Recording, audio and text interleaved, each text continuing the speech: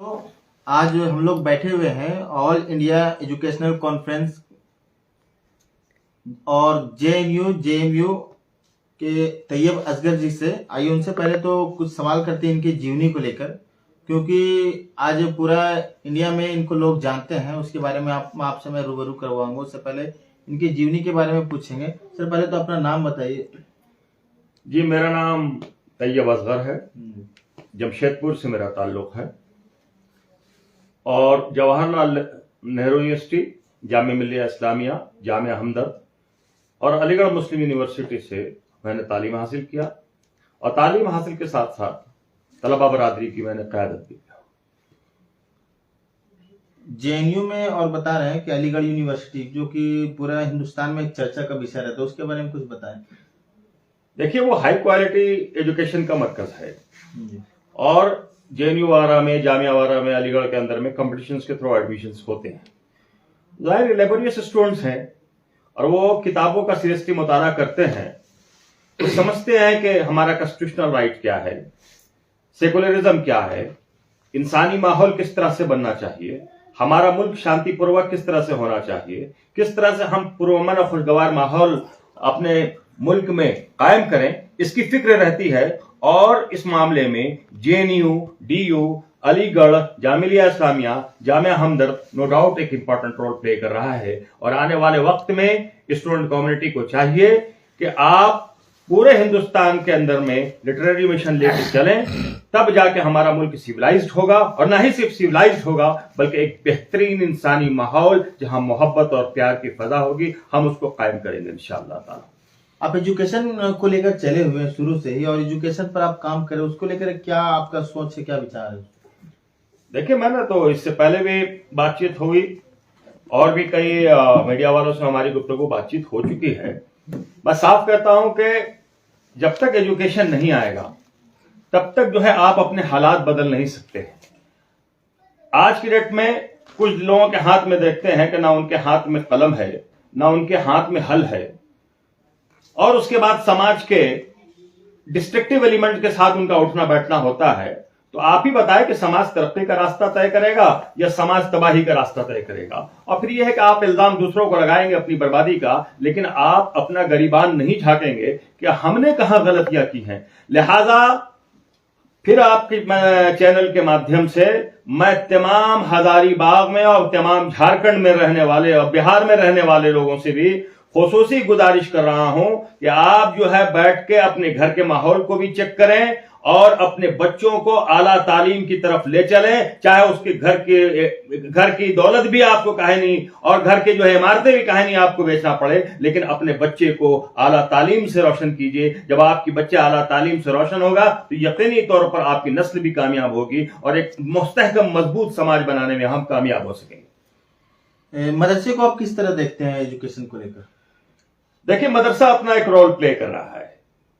जिन हालात में मदरसा कायम होता है, जिस तरह से लोग कायम कर रहे हैं, तो कम से कम हमारे समाज का जो ताल्लुक है मोहसिन इंसानियत हजरत मोहम्मद सल्लल्लाहु अलैहि वसल्लम के ताल्लुक से जो गुफ्तगू और बातचीत है वो मदरसे के तलबा समझते हैं और इंसानी बुनियादों पर उनका काम होता है। आप देखिए, मौलाना अबुल कलाम आजाद साहब का क्या रोल था। मुल्क के बेहतरीन जर्नलिस्ट थे। उन्होंने उनकी जो 2 अखबारात हैं, उन्होंने जो बैठ के इतना हलचल मचाया बैठ के कि अंग्रेजी हुकूमत को जो है उसके ऊपर पाबंदी लगाना पड़ा, अल हिलाल और अल बलाग। तो आप देखिए कि वो सिर्फ एक मौलाना ही नहीं है, वो मुफक्किर कुरान भी हैं, वो एक बेहतरीन सहाफी भी हैं, एक बेहतरीन फ्रीडम फाइटर भी हैं, और जिन्होंने वक्त के वायसराय के साथ आंखों में आंखें मिला के बात की है।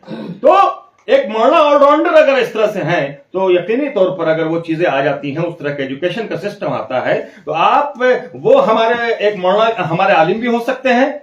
और जहां हमें दीन के ऊपर गुफ्तगू करना हो और जहां पे हमें हलाल और हराम की जानकारी हासिल करना हो, जायज और नाजायज की जानकारी हासिल करना हो, हम उनसे जानकारी ले सकते हैं। इसके साथ साथ अगर वो मैथमेटिक्स का, साइंस का एजुकेशन भी बच्चों को प्रोवाइड कर दें तो फिर सोने पे सुहागा हो। मदरसों में क्या बदलाव देखना चाहते हैं? जिस तरह से सिर्फ इस्लामिक एजुकेशन दी जा रही है, उसमें आप क्या कुछ बदलाव देखना चाहेंगे?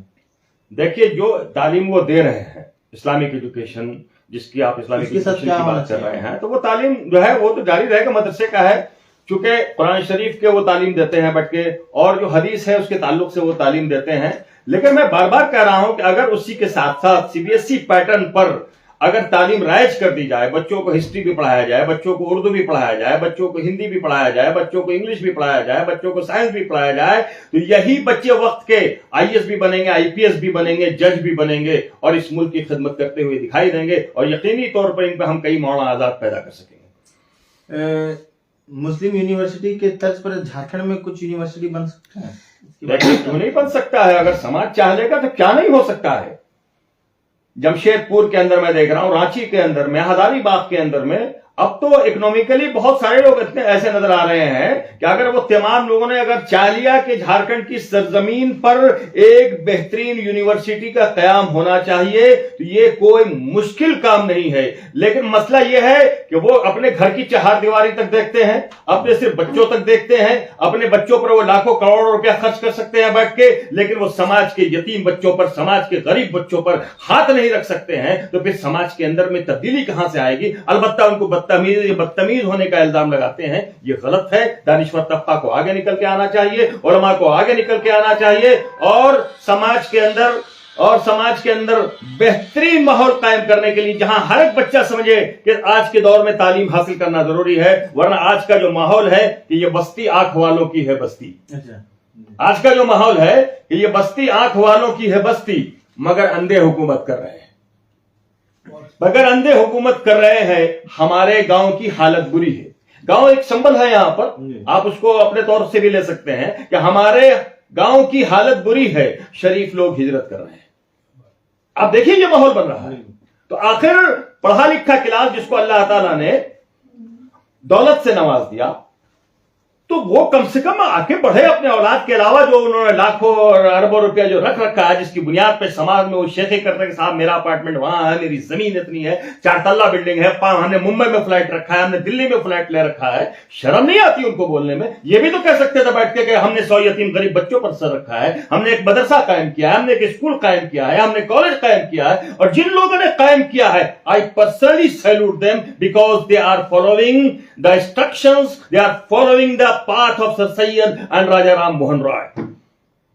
नौजवान आज नशे की लत में बहुत ज्यादा सम्मिलित हो गए हैं, उनको आप क्या मैसेज देना चाहेंगे? देखिए, नौजवानों से तो मैं बार बार गुजारिश कर रहा हूं कि आप अपनी जिंदगी को तबाह नहीं कीजिए, आप अपनी जिंदगी को बर्बाद नहीं कीजिए। ऊपर वाले ने आपको इस दुनिया में भेजा है एक अच्छा इंसान बनने के लिए, एक बेहतरीन इंसान बनने के लिए।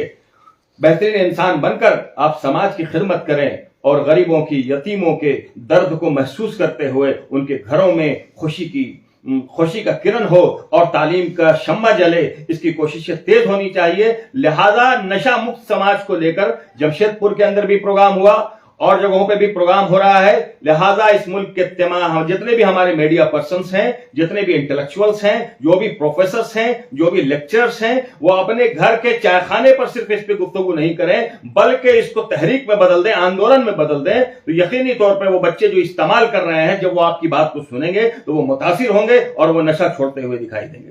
क्या लगता है यूनिवर्सिटी, मौलाना आजाद यूनिवर्सिटी झारखंड में बनेगी? देखिए, मौलाना आजाद यूनिवर्सिटी के बारे में हम तो डायरेक्ट नहीं कर सकते। मैं तो एक स्पेस चला रहा हूं, माहौल कायम कर रहा हूं, वातावरण कायम कर रहा हूं और इख्तिदार की कुर्सी पे जो लोग भी बैठे हुए हैं, इससे पहले भी हमने अपील किया था आलमगीर आलम साहब से, डॉक्टर इरफान अंसारी साहब से, माइनॉरिटी कमीशन के चेयरमैन साहब से, आपके चैनल के माध्यम से, और भी जो लोग बड़े मुतहर्रिक हैं समाज के अंदर, बेहतरीन सोशल वर्कर हैं, उनको चाहिए कि मौलाना आजाद के इतिहास को सामने लेके आए। मौलाना आजाद रांची जेल में थे और मौलाना आजाद न सिर्फ रांची जेल में नजरबंद किए गए, बल्कि वहां से हिंदुस्तान के सियासी माहौल पर उनकी बड़ी गहरी नजर थी। और Maulana Azad was the ambassador of Hindu Muslim unity. जो शख्स एम्बेसडर है हिंदू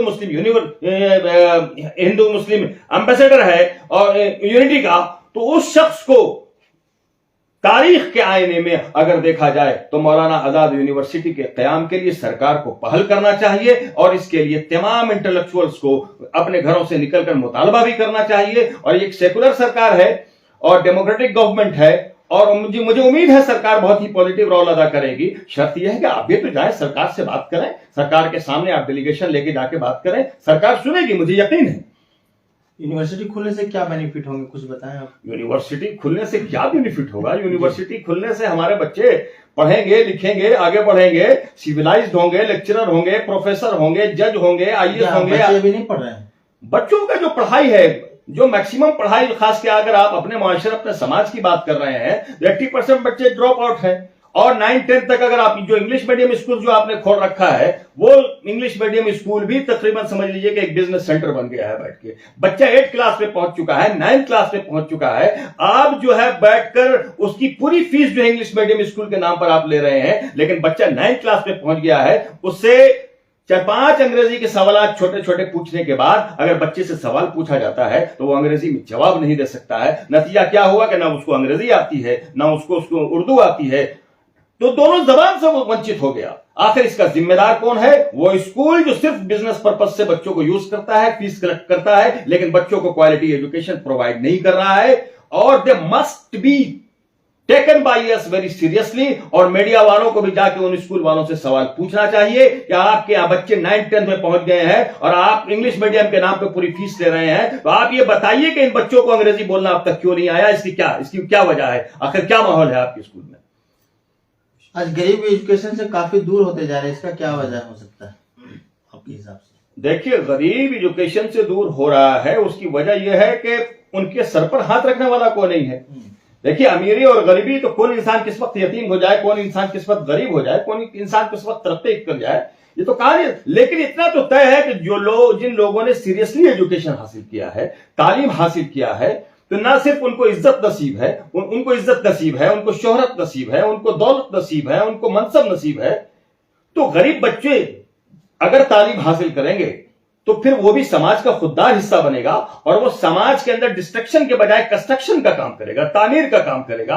तो आइए, एक खूबसूरत हिंदुस्तान बनाने के लिए हर एक बच्चे को, चाहे वो किसी भी समाज का हो, किसी भी वर्ग का हो, किसी भी बरादरी का हो, किसी भी कास्ट का हो और किसी भी धर्म का हो, मजहब का हो, तमाम बच्चों को अपने इंसान का बच्चा समझते हुए, मोहब्बत की निगाह से देखते हुए उसको पढ़ाने की कोशिश कीजिए। प्रेम का गंगा जमनी तहजीब इस मुल्क में कायम करने की तैयारी कीजिए।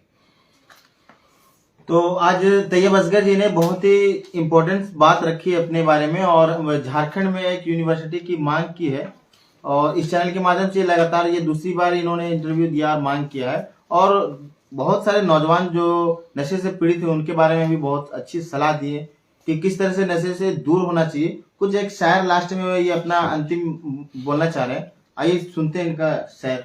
देखिए, अभी जो हालात हैं उस हालात के तहत जो है हर आदमी जो दिलचस्पी रखता है मुल्क की तरक्की से, जो गंगा जमनी तहजीब को देखना चाहता है, एक शांति वातावरण का माहौल या एक पुरअमन माहौल देखना चाहता है पूरे मुल्क के अंदर में, ताकि लोग एक दूसरे से मोहब्बत से, प्यार से बात कर सकें। उसके लिए उनके जो हालात हैं ऐसे दानिश्वर तबका का, अब जैसे आप रवीश कुमार जी को सुनते होंगे, जैसे आप अभिषार शर्मा जी को सुनते होंगे, प्रेम वाजपेयी जी को आप सुनते होंगे। इस तरह के जो पत्रकार थे इनको सरों पर रखना चाहिए था, कंधे पे बैठा कर चलना चाहिए था। नतीजा क्या हुआ कि वो चैनल से बाहर कर दिए गए, क्योंकि वो सच बोल रहे थे। और किसी ने सही कहा है कि जमी चुप है, जमा चुप है, मकी चुप है, मका चुप है, यही है वक्त सालिक, अपने दिल को तौल ले तू भी, यही है वक्त के हक बोल ले, हक की ज़बान चुप है। और इसी के साथ उन लोगों का जो हाल क्या होगा, जो लोग जो है बैठ के हक की जबान पे बोल रहे हैं, अवामी हमायत तो उनके साथ समंदर की तरह होना चाहिए। वैसे पत्रकारों के लोगों को पूछना चाहिए था, आंख में आंख डालकर, इस तरह के पत्रकार को जो है बैठ के नेशनल मेडल मिलना चाहिए था। इस तरह के पत्रकार को जो है बैठ के जो है बहुत आला मुकाम पर उनको मनसब पर आना चाहिए था। बल्कि हम तो उनसे गुजारिश करते हैं, अभिषेक शर्मा जी से आपके चैनल से गुजारिश करते हैं, रवीश कुमार जी से आपके चैनल से गुजारिश करते हैं, वाजपेयी जी से आपके चैनल से, ऐसे तमाम लोग जो न्यूज मिर्ची के हैं, बोलता झारखंड के हैं, एक नया जो भी लोग हैं, तमाम आप लोग से गुजारिश करते हैं कि आप लोग इंपॉर्टेंट रोल प्ले कर रहे हैं सोसाइटी के अंदर में, और हक की बुलंद आवाज को, सच की आवाज को बुलंद कीजिए और हिंदू और भाइयों में हम हिंदू और मुसलमान भाइयों में मोहब्बत का पैगाम लेके चलिए। ये वक्त की जरूरत है, वरना अभी जो हालत है जनाब कि उलझे हुए सांसों की घुटन कैसे दिखाऊं, अंदर जो है जख्मों के चमन कैसे दिखाऊं, यूं शीशे दिल संगे हवादिस ने किया चूर, नस नस में है कुर्सियों की चुभन कैसे दिखाऊं। शुक्रिया। चलिए, तो चैनल के साथ बने रहें और देखते रहें द न्यूज मिर्ची। चलिए।